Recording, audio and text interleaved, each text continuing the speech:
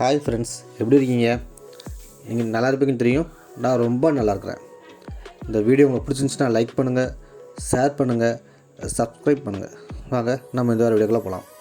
இந்த வார வீடியோ என்ன பார்க்க போகிறோன்னா, நம்ம காலனி அப்டேட் அண்டு ஒரு சில கருத்துக்கள் உங்களுக்கு சொல்லணும்னு ஆசைப்பட்றேன். ஸோ அதை பற்றி இந்த வீடியோ பார்க்க போகிறோம். வாங்க நம்ம வீடியோக்குள்ளே போகலாம். நீங்கள் பார்க்குறீங்க, நம்ம கேஜில் நான் துளசி, தூதுவளை, அருகமுள் எல்லாம் கொடுக்க ஆரம்பிச்சிட்டேன். மழை நிற்கும்னு பார்த்தா அது இன்றைக்கும் இந்த வீடியோ போடுற இன்றைக்கும் மழை பெஞ்சிட்டு தான் இருக்குது. ஸோ அது நின்னபாடு தெரியல. ஏன்னா சிக்கு ஹேட்சாக இருக்குது, நம்ம கொடுத்தாகணும். ரெண்டாவது நம்ம பேர்ட்ஸ் வந்து ரொம்ப நம்ம பக்கத்துலேயே எதுவும் கொண்டு போக முடியல.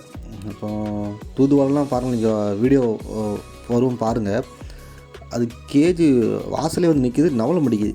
ஸோ இன்னும் ரொம்ப நாள் ஆச்சு, கிட்டத்தட்ட 2 மாதம் கிட்ட நம்ம எதுவுமே நம்ம கொடுக்கல, அடிஷ்னல் ஃபீட் எதுவுமே கொடுக்கல. ரா கோதுமை மட்டும் கொடுக்குறோம், மற்றபடி வேறு எதுவுமே கொடுக்கல. ஆனால் இப்போ ஊற வச்ச பயிர் பார்த்திங்கன்னா ஒரு 3 நாளுக்கு ஒரு டைம், 2 நாளுக்கு ஒரு டைம் கொஞ்சம் கொஞ்சமாக வைக்க ஆரம்பிச்சிட்டேன். மழை நின்னபாடு இல்லை. ஸோ நம்ம கேஜி காமிக்கிறேன், ஃபுல் சேஃப்டி பண்ணியாச்சு.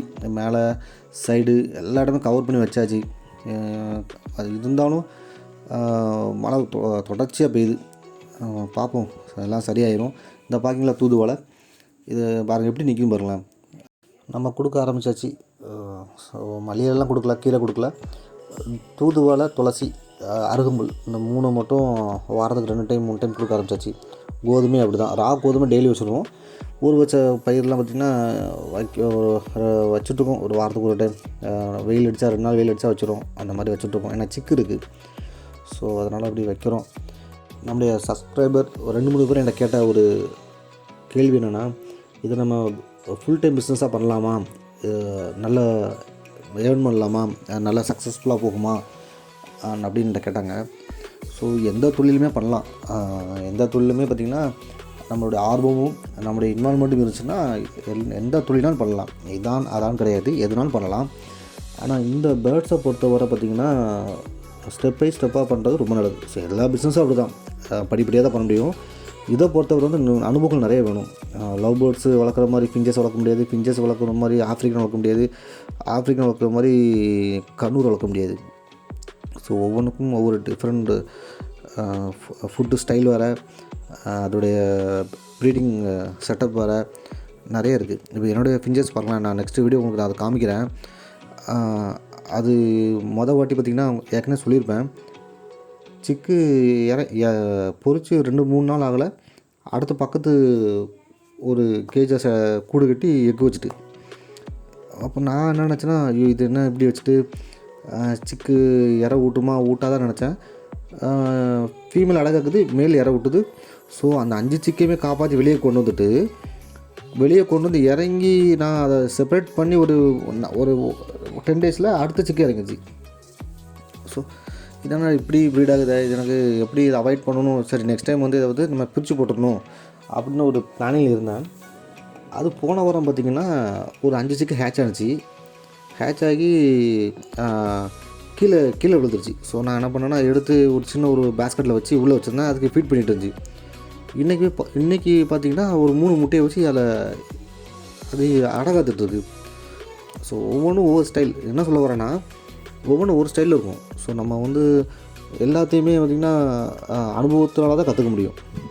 இது எப்படி வருது, அது எப்படி பிரிக்கணும், எப்படி நோய் வந்தால் குணப்படுத்துறது. ஸோ ஒவ்வொன்றும் பார்த்திங்கன்னா அனுபவம் தான் நல்ல ஒரு பாடத்தை சொல்லிக் கொடுக்கும். அதுக்கு ஒரு நம்பர் கேட்டிருந்தார், எல்லாருமே வந்து பாக்ஸ் தான் பெஸ்ட்டுங்காங்க, நீங்கள் பாட்டு நல்லா இருக்கீங்க. ஸோ எனக்கு ரொம்ப கன்ஃபியூஸாக இருக்குது அப்படின்னாரு. இதில் கன்ஃபியூஸாக ஒன்றும் இல்லை, அவங்கவுங்க அனுபவம் அது. அவருடைய ஒரு பாட்டு ஒரு ஆள் நல்லா இருக்குன்னு சொல்கிறாருன்னா அது அவருடைய அனுபவம். பாக்ஸ் ஒரு ஆள் நல்லா இருக்குன்னு சொன்னாலும் அது அவருடைய அனுபவம், அவ்வளோதான். நீங்கள் உங்களுடைய அனுபவத்தை வளர்த்துக்கோங்க, அவ்வளோதான். எனக்கு பார்த்திங்கன்னா பஜ்ஜீஸை பொறுத்தவரை பானை தான் பெஸ்ட்டு. எனக்கு வந்து ரிசல்ட் அப்படி அதெல்லாம் நல்லா இருக்குது. நான் 2மே வச்சுருக்கேன், பாக்ஸ் வச்சுருக்கேன். நம்ம கேஜை பார்த்தா தெரியும். எனக்கு பானை ரிசல்ட் நல்லா இருக்குது. 7 சிக்கு 8 சிக்கெலாம் ஹேட்ச் ஆகி 8மே காப்பாற்றி வெளியே கொண்டு வந்துருக்கு. எனக்கு பாக்ஸில் கட்டிங்கன்னா கிட்டத்தட்ட ஒரு 3 குருவி பாக்ஸில் வந்து சூஸ் பண்ணி வைக்கி. எனக்கு ரிசல்ட் வந்து அப்படிலாம் ஒன்றும் பெருசாக இல்லை, அந்தளவுக்கு சொல்கிற மாதிரி இல்லை ரிசல்ட், அவ்வளோதான். அது அவங்களுக்கு அப்படி இருக்கலாம், தெரில எனக்கு. அது மாதிரி ஃபிஞ்சஸ்க்கு பார்த்திங்கன்னா எனக்கு வந்து ரெண்டுமே நல்லாயிருக்கு. பாட்டும் நல்லாயிருக்கு. ஃபிஞ்சஸை பொறுத்த எது வச்சாலுமே கூடு தான் கட்ட போகுது. ஸோ அது எல்லாமே நல்லாயிருக்கு. நம்ம ஸ்பேஸ் நிறைய கொடுத்தோம்னா நல்லா சிக்கா காப்பாற்றும். ஸ்பேஸ் கம்மியாக இருந்தால் சிக்கி கீழே விடும். ஸோ அவ்வளோதான் வித்தியாசம். தவிர ஃபிஞ்சஸை பொறுத்தவரை வந்து அது நல்லா ஈஸியாக கட்டிக்கணும். ஆஃப்ரிக்கன் பொறுத்தவரை எனக்கு வந்து இன்னும் 2 பக்கம் ரிசல்ட் வரல. எல்லாம் இருக்குது, நான் அப்டேட் பண்ணுறேன். அதுவுமே பார்த்திங்கன்னா எனக்கு வந்து கூடு கட்டும் ஆஃப்ரிக்கன். ஸோ அப்படின்னு சொல்ல வந்து ரெண்டுமே பெஸ்ட்டாக தான் இருக்கும். ரெண்டுமே அது பாட்டோ பாக்ஸோ ரெண்டுமே நல்லா தான் இருக்கும். லவ் பேர்ட்ஸை பொறுத்தவரை உங்களுக்கு கூடு கட்டாது. இருக்கிற இடத்துல தான் அது வந்து முட்டை வைக்கும். ஸோ அதனால் என்னை பொறுத்தவரை பானை நல்லாயிருக்கு. அவ்வளோதான். எல்லாமே நான் சொல்கிற கருத்து எல்லாமே என்னுடைய கருத்து தான். என்னுடைய அனுபவம் தான் ஷேர் பண்ணுறேன். தவிர பொதுவான நான் அங்கே இங்கே கலெக்ட் பண்ணி அப்படி நான் பேசுகிறது இல்லை. அது நான் அப்படியும் சொல்லலை இதுவரை. என்னுடைய அனுபவம் தான் சொல்கிறேன். இன்னும் 2 கேட்டிருந்தார். செப்பரேட் ப்ரீடிங் தான் பெஸ்ட்டுன்னு சொல்கிறாங்க, நீங்கள் என்ன காலனி சொல்கிறீங்கன்னு கொஸ்டின் கேட்டிருந்தார். அது இல்லை, அதுவும் அப்படி தான். அது அவருடைய அனுபவங்கள். அது நம்ம ஒன்றும் சொல்ல முடியாது. என்ன கேட்டிங்கன்னா ஃபிஞ்சஸ் வந்து எனக்கு காலனி செட் ஆகலான்னு சொன்னேன். அது எனக்கு செட் ஆகலை. நான் தனியாக போட்டிருக்கேன். எனக்கு நல்ல ரிசல்ட் இருக்குது. பஜ்ஜிஸை பொறுத்தவரை வந்து எனக்கு காலனி நல்லா இருக்குது. நான் அதை செப்பரேட் ப்ரீடிங் ட்ரை பண்ணினேன். ஸோ எனக்கு வேலைப்பாடு அதிகமாக இருந்துச்சு. ரொம்ப கஷ்டமாக இருந்துச்சு. ஸோ அதனால் அதை நான் செப்பரேட் பண்ணலை. இண்டிவிஜுவலாக போட்டால் எனக்கு வேலை கம்மி. ஏன்னா எனக்கு கிட்டத்தட்ட 100 பேர் இருக்குன்னா எனக்கு அதிகபட்சம் வந்து டெய்லி பார்த்திங்கன்னா ஒரு 1/2 hour ஒர்க் தான்.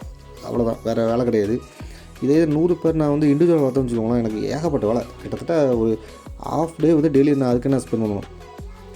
அது ஒரு காரணம். 2வது பார்த்திங்கன்னா என்னுடைய கேஜில் பார்த்திங்கன்னா மேல் ஷாட்.